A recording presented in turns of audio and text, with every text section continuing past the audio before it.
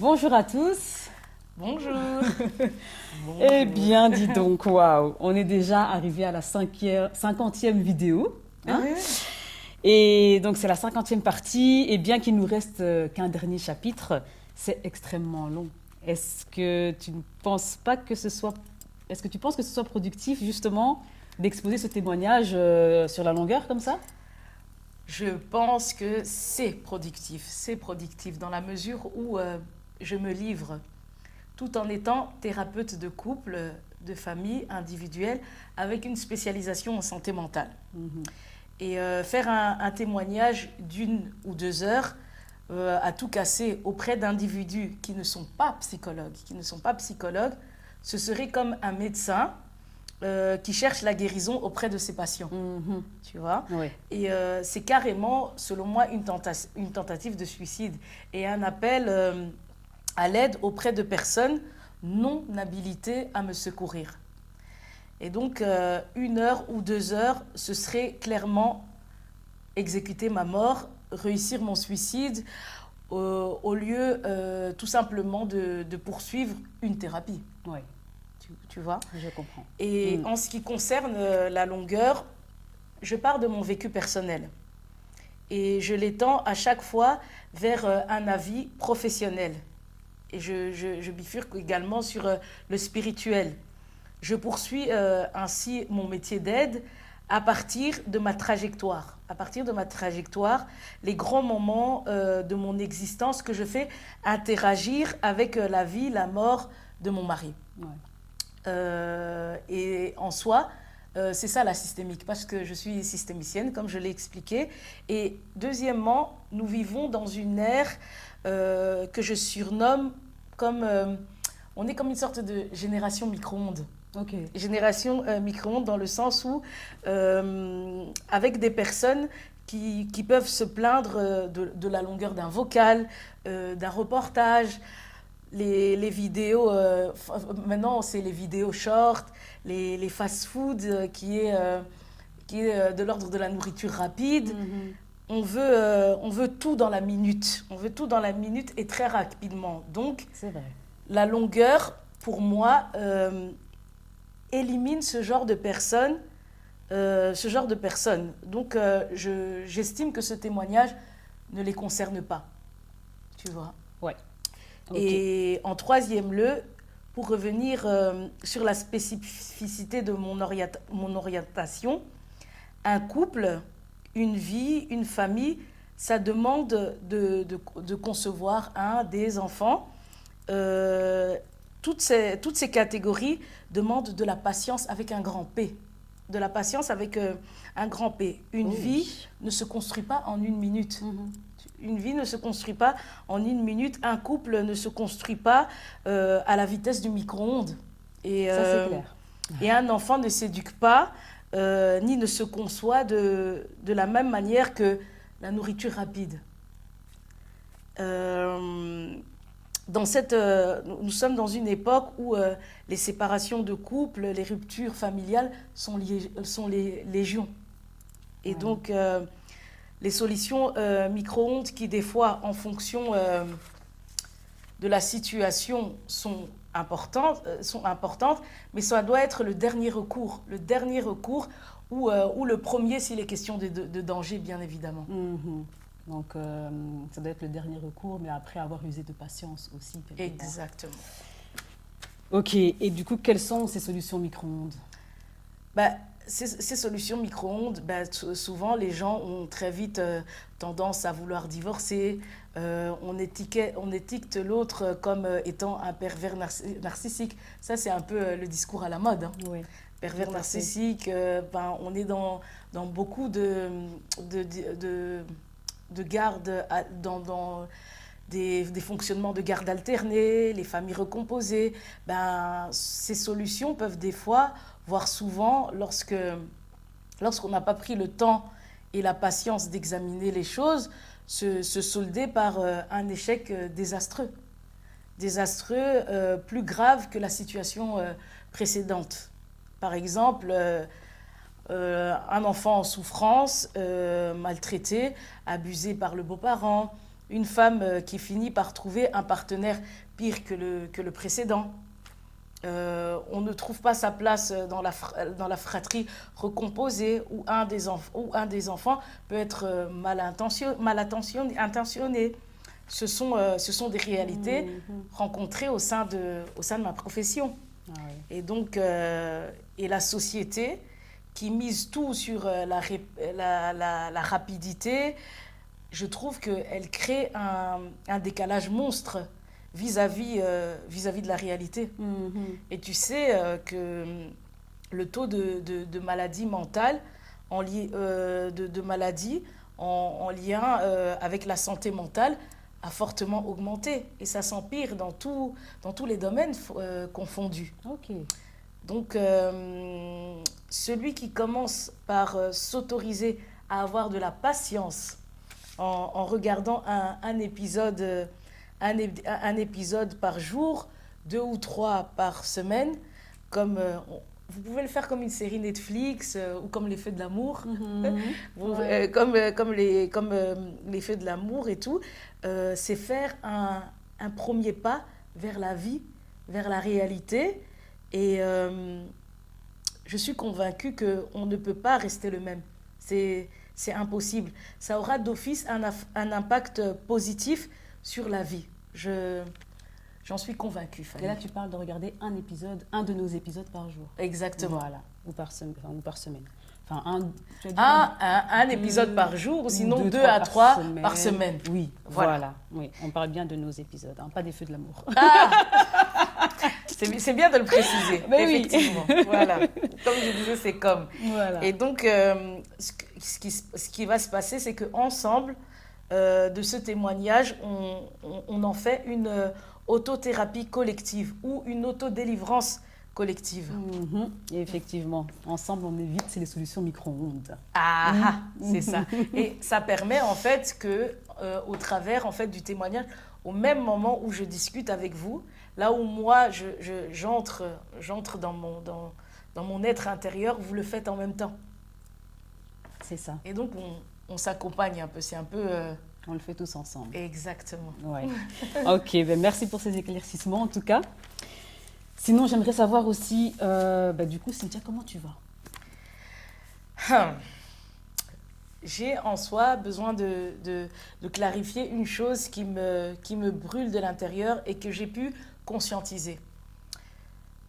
Tu sais, dans les retours que l'on me fait par rapport à mon témoignage, hein, quand je croise des personnes, une personne a fortement attiré mon attention et elle m'a renvoyé une chose en me disant « On sent que tu souffres beaucoup, que tu as beaucoup de blessures et tu aurais uniquement dû parler de toi. » Le problème est qu'en réalité, je me suis faite souffrance. Je me suis faite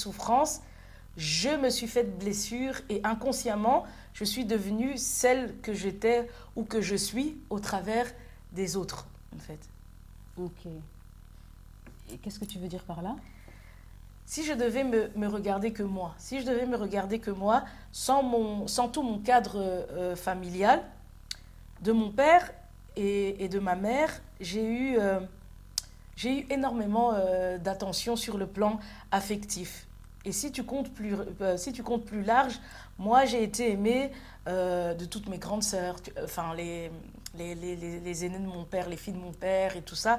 J'ai vraiment été appréciée. Par exemple, à mon anniversaire, personne d'elles ne m'oubliait. Et j'étais même, tu sais que j'étais même proche en soi de ma belle-mère, pour te dire. Ok. Tu vois. Et des fois, en parlant de ma belle-mère, j'allais dormir chez elle, je restais avec elle, je passais des journées chez elle. Et je me rends compte que là aussi, j'avais une similitude petite avec le côté populaire de Fabrice. Tu vois ? Parce que j'étais un peu celle qui allait partout et tout ça et tout. J'étais très sociable, très appréciée en fait. Okay. Et en soi, comme j'expliquais, j'ai manqué d'un père, mais sur le plan éducatif. Sur le plan éducatif, il était pas très présent, certes, mais le temps passé avec lui, j'ai eu beaucoup d'attention affective pas celui d'un père classique, mais il m'a aimé avec ce qu'il était, avec ce qu'il avait, et ça m'a élevé dans mon estime. Et ma mère, c'était éducation, attention, affection, jusqu'à ce que je me range du côté de mes frères. Du côté de mes frères, que je pointe les injustices par rapport au fonctionnement de ma mère. Tu vois. Et donc, par rapport à ma mère, tu sais, pour donner un exemple, elle, c'était, si je lui dis, maman, je dois aller à la piscine. Maman, je dois aller en classe verte, j'ai plus de vêtements. Elle me disait, Cynthia, j'ai pas d'argent. Et donc, qu'est-ce que je faisais? Là où mes sœurs, elles ne disaient rien, elles laissaient. Moi, je disais, si tu me donnes pas l'argent, je ne pars pas à l'école. Tu vois? Si tu me donnes pas l'argent, je pars pas à l'école. Et elle me répondait, elle me disait, Cynthia, je vais te frapper. Mais je restais là. Puis, elle me donnait toujours, en fait. Elle cédait toujours. Donc, moi, j'ai eu mes vêtements, j'ai eu mes classes vertes, ma piscine. En soi, moi, je lâchais rien. Tu vois? Ouais. Et en ce qui concerne mes parents, je ne les ai pas vus seulement dans un contexte de violence, tu vois. J'ai vu quand mon père apprenait ma mère à conduire. Je lui ai déjà vu offrir des fleurs, tu vois. Une fois, on est parti toute une après-midi dans un studio photo. À l'époque, c'était au Sheraton et tout. Et mes parents étaient en train de faire un shooting photo, tu vois. Ils étaient en train de faire un shooting photo. Je les accompagnais quand ils allaient louer des voitures, tu vois. Moi, j'ai eu la chance de voir un couple. Mais tout ça, en fait, s'est arrêté au moment où, en fait, il a chuté au niveau des affaires et qu'il était beaucoup plus présent à la maison. Quand il a été plus permanent, ben, tout cet effet, on va dire effet lune de miel, c'est arrêté. Et c'est là que... Mais tu l'auras vu, tu l'avais déjà vu. C'est vrai que ce n'est pas tout le monde qui a l'occasion de voir ce genre de choses. Exactement. Et tout ça, ce sont des moments qui te construisent. C'est ça. Ce sont des moments qui te construisent, tu sais. Et en parlant du contexte de violence, tu sais, un jour, mon père et ma mère se sont disputés pour la énième fois. Et qu'est-ce qui se passe? C'est que ma mère a appelé la police. On a fait sortir mon père et je suis partie avec lui. Donc, je pars avec lui et tout ça. On est resté dans la voiture jusqu'au soir. Et à un moment, en fait, tu as mon père qui me dit, ta maman, en fait... je vais prendre un de ses vêtements et je vais l'amener chez un féticheur et elle verra, elle va devenir folle.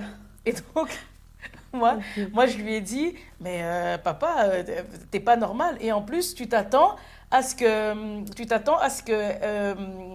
retourner à la maison. Tu vois, tu t'attends à retourner à la maison avec des comportements comme ça. Et, bonne réflexion, hein. T'avais quel âge? Franchement, je pourrais pas te dire. Franchement, je pourrais pas te dire, mais... Enfin, j'ai parlé très tôt. Hein. Moi, j'ai l'impression que plus long, j'ai l'impression que j'ai toujours parlé. Moi. Ouais. Je pourrais pas situer en tout cas. Et puis, je demande à mon père, et toi, tu l'aimes, toi? Et le pire, tu sais qu'est-ce qu'il me répond? Il me dit, mais oui. Ok, je l'aime, mais je vais la rendre folle.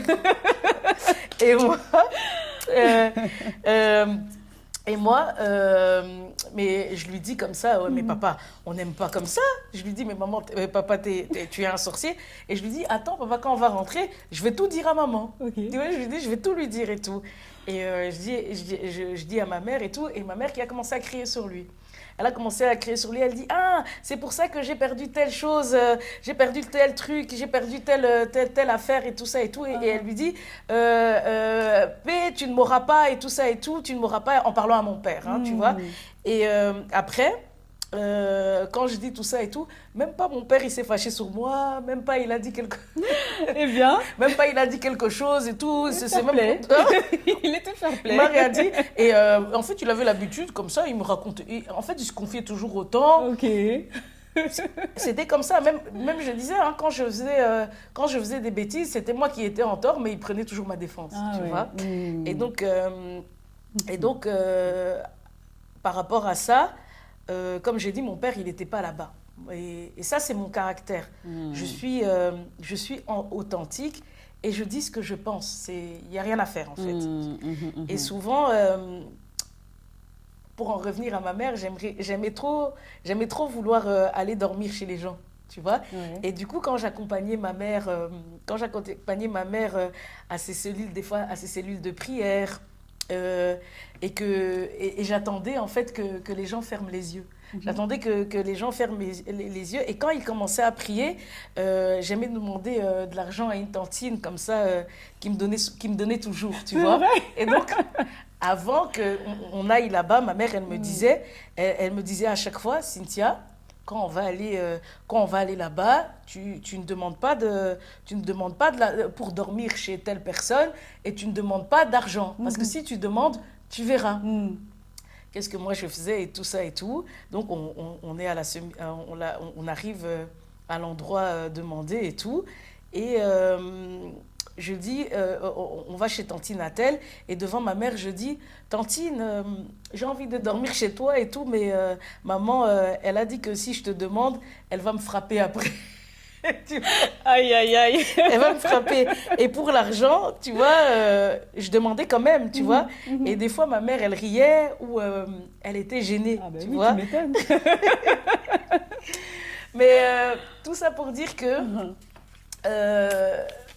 mes parents m'avaient compris et accepté en soi, tu vois. Mes parents m'avaient compris, m'avaient accepté. Et Fabrice aussi, avec le temps, avait compris mon fonctionnement. Il avait compris mon fonctionnement, même si au début c'était dur. Mais c'était un fonctionnement qui fonctionnait quand on était, quand on n'était pas au niveau de l'extérieur, Ok. tu vois. Et donc là, je pense que ça le perturbait un peu. Et par rapport Et donc, en soi, ce que tu veux dire par là, c'est que tu as été nourrie de plein de bonnes choses du Exactement. côté de tes parents. Mais même en soi, de l'entourage adulte. Oui, de ton De côté l'entourage adulte, les amis de ma familial, mère. ok. En fait, même les amis de mon père, il y avait beaucoup de gens qui m'appréciaient, en fait, tu vois. Ouais. Ouais. Et donc, du coup, non seulement tu as été bien nourrie, tu as été acceptée, mais il y avait aussi des mauvaises choses qui t'ont nourrie aussi, quelque part. Des mauvaises choses, qu'est-ce que tu veux dire par là? Parce que, oui, pour revenir en fait au fait que tu disais que tu as été souffrance, que tu as été blessure, et que du coup, ça fait partie des mauvaises choses qui t'ont nourrie aussi, quelque Ah oui, part. ça fait hein. partie des mauvaises choses. Mais Ok. je vais y arriver Ok. en explicitant bien. D'accord. Oui. Mais en soi, souffrance, oui. On peut. Parce que du coup, oui, parce qu'elle disait, pourquoi est-ce que tu parles des autres? Tu devrais parler que de toi. Ah, ok. Mais donc, oui, si tu devais parler que de toi, oui, tu as été bien nourrie. Mais d'un autre côté, il y a aussi l'apport des autres qui ont amené cette part aussi un peu... L'apport des autres, ouais. Et je vais l'expliquer en détail. D'accord. Donc, tu as aussi raison. Ok. Et donc, comme je disais, par rapport à Fabrice, un jour, dans nos débuts de relation, je lui ai dit, oh, je regrette pourquoi je me suis mise avec toi. Et je lui fais comme ça, oh, je t'aime pas parce que t'es trop collant. Tu vois. Et je me rappelle, quand je lui dis ça et tout, il m'avait fait les grands yeux, tu vois. Et un autre jour, ma mère, sûrement étonnée de me voir avec un homme comme Fabrice, elle dira à ma sœur, pourquoi Cynthia est avec une personne comme ça? Je pense avec un handicap ou, tu vois, un handicapé. Elle avait utilisé un terme comme ça. Je ne me rappelle plus le terme exact, tu vois. J'ai eu mal quand elle a dit ça, mais j'ai aussi compris ma mère, tu vois. Et puis, en parlant avec Fabrice, une fois, je le lui ai fait savoir en disant, ma mère se demande pourquoi je suis avec une personne qui a une apparence comme toi, un handicapé. J'avais vraiment utilisé ce terme, tu vois. Et ça lui a fait mal. Et pendant longtemps, à chaque fois, il disait, ta mère ne m'aime pas, ta mère ne m'aime pas. Et moi, je lui répondais, mais tu n'es pas honnête, tu te mens à toi-même. C'est une réaction humaine, un réflexe humain de réagir ainsi. Même moi, au début, je t'ai dit que je n'allais pas assumer ta blessure, tu vois. Et donc, je me suis faite souffrance, blessure. Je suis sûre que c'était un stage qui m'a préparée à rencontrer mon âme, mon esprit, que dans les vidéos précédentes, j'ai dit que j'associais à Fabrice. Et c'est pas à prendre de manière romantique, mais spirituelle en fait. spirituelle. J'ai toujours eu une grande sensibilité spirituelle depuis petite. Tu me disais à quel âge, cette histoire où je lisais la Bible, j'ai commencé, je pense que j'avais 6 ans. Ok. Ben, je lisais aussi beaucoup de choses, tu vois. J'aimais beaucoup lire, en fait. Et donc, j'ai pu comprendre que c'était Fabrice qui s'était inscrit dans mon parcours petite, jusqu'à la sortie de mon clan familial. Ok. Tu te souviens, mon sujet de mémoire, la situation par rapport à ça de mon neveu. Et tu sais que petite, j'ai déjà été renversée par une voiture et j'étais blessée au visage et au bras comme Fabrice. Ah ouais. Oui. Oh, wow. Et avant ma dépression, en 2014, j'avais eu une pneumonie. Ah ouais, une pneumonie. Oui. Et j'ai pu faire aussi la recherche de qu'est-ce que c'est exactement une pneumonie. Pour celles d'entre vous, ceux d'entre vous qui voudraient le savoir, c'est une infection respiratoire donc, qui provoque l'inflammation des alvéoles pulmonaires. Et donc, du coup, ça implique qu'il y a du liquide qui s'accumule dans les poumons. Et donc, j'imagine que tu avais des fortes fièvres, de la toux, des douleurs au thorax. Non, quand j'ai fait j'avais juste des complications respiratoires. Voilà, c'était c'est pas ce qu'ils ont fort, mis. tu Ok. vois. J'avais juste des complications respiratoires et donc C'était un début de Voilà, c'était un pneumonie. début, tu vois. Ok. Et comme j'avais dit, après avoir remis une petite partie de la dot en 2018, le 25 septembre 2018, Fabrice rentre à l'hôpital en urgence suite à une pneumonie. Ok. Aussi. Comme Tu toi, vois. ouais, ouais. Et ma mère est née le 25 septembre. Je porte son post-prénom africain. Et il faut savoir que dans le transgénérationnel, dans ce qu'on nous transmet et tout, le nom, le prénom qui nous est donné est un héritage en fait. C'est un héritage que l'on porte, que l'on transmet en fait. Et en 2017, mon père décède. Suite à l'attitude des enfants aînés de nous exclure, comme j'avais expliqué dans la vidéo précédente, de nous exclure au sein par rapport à l'organisation du deuil et tout ça, moi j'avais souhaité de ne pas cotiser pour les funérailles de mon papa. J'avais décidé de ne pas cotiser. À cette période où mon père décède, Fabrice habite chez lui. Officiellement, on est séparés, mais au moment du deuil, il est présent. Au moment du deuil, il est présent. Et après sa mort, après le décès de Fabrice, tu te souviens que j'avais discuté avec la femme avec qui il était en relation, tu vois, qui m'a dit qu'ils ont commencé leur histoire en 2017. Ok. Tu vois, en 2017, et qu'elle était connue de la famille. Donc, suivez-moi bien. Connue de la famille de Fabrice. De la famille de Fabrice, mais de ma famille aussi. De ta famille aussi. Ah oui, c'est vrai, par rapport à ton frère, oui, Oui, effectivement. Et bon, de la famille et tout ça. Et tout. Comme je disais, on était chacun chez soi, mais Fabrice faisait toujours comme si on n'était pas séparés. Tu vois, il faisait toujours comme si on n'était pas séparés et tout ça. Et du coup, par rapport aux funérailles de mon père, il voulait amener son apport. Il voulait cotiser et je lui ai formellement dit de ne pas le faire. Pendant le deuil de mon père, tu vois, avec toutes ces attitudes d'exclusion et tout ça et tout, je commençais déjà à partir en vrille. Donc, à un moment, quand les gens se rassemblaient, moi, j'avais arrêté d'y aller. Et figure-toi qu'un jour, l'oncle qui m'a... tu te souviens qu'il m'avait fait tout un caca nerveux après le deuil de Fabrice, après la mort de Fabrice, parce que j'avais remis la dot. Ouais. Et à ce moment-là, je lui avais répondu, mais en soi, tonton, où est le problème vu qu'il est déjà mort? Où est le problème avec cette histoire de dot? Aujourd'hui, tu comprends, comme on dit, les paroles partent, mais les écrits restent. Qu'est-ce que j'ai à moi de comprendre que le corps part, mais les énergies, les étoiles restent alors? Je ne sais pas si tu vois le jeu de mots. Je vois. Et dans la Bible, on parle des marchands de corps et d'âme. Mais bref, on en revient au décès de mon père, où en 2017, ce même oncle va sommer à Fabrice d'aller chez ma mère. Ils y sont allés et ils ont remis la cotisation des funérailles à ma mère.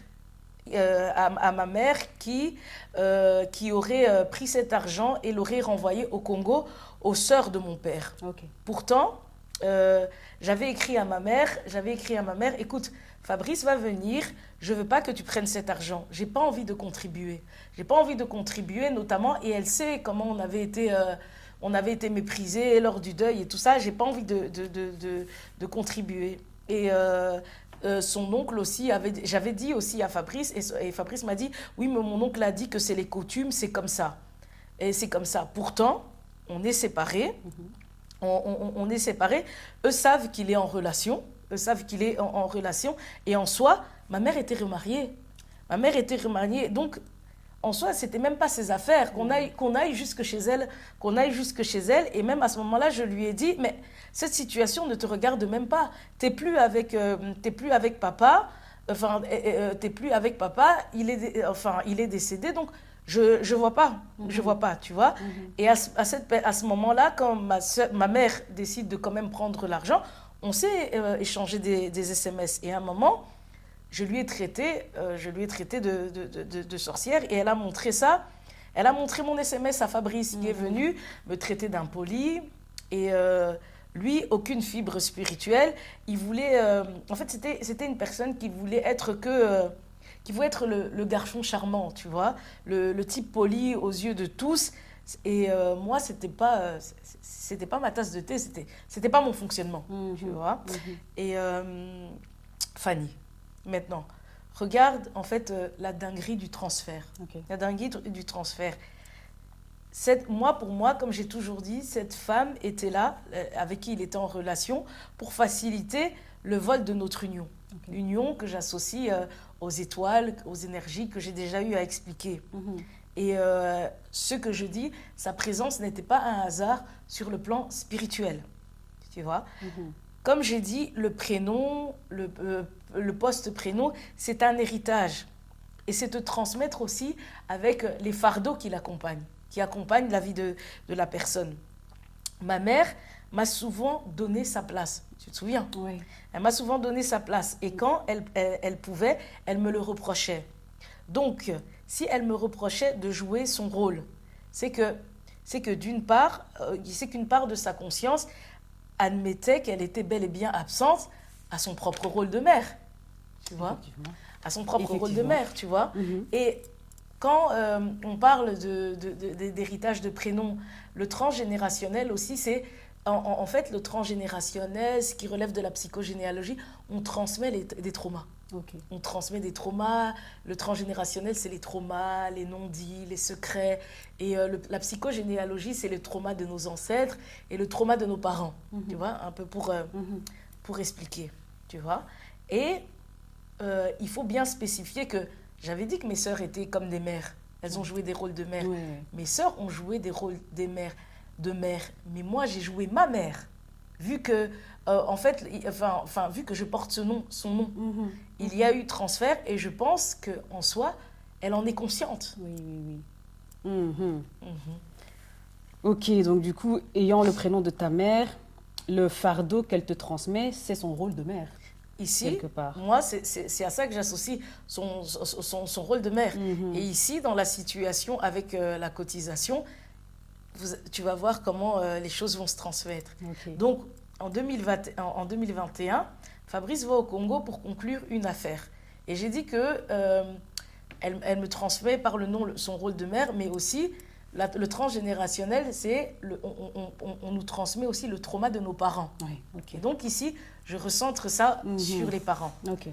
Donc, il va au Congo pour conclure une affaire et le but était de s'y installer et de gagner de l'argent par rapport à cette affaire, en fait.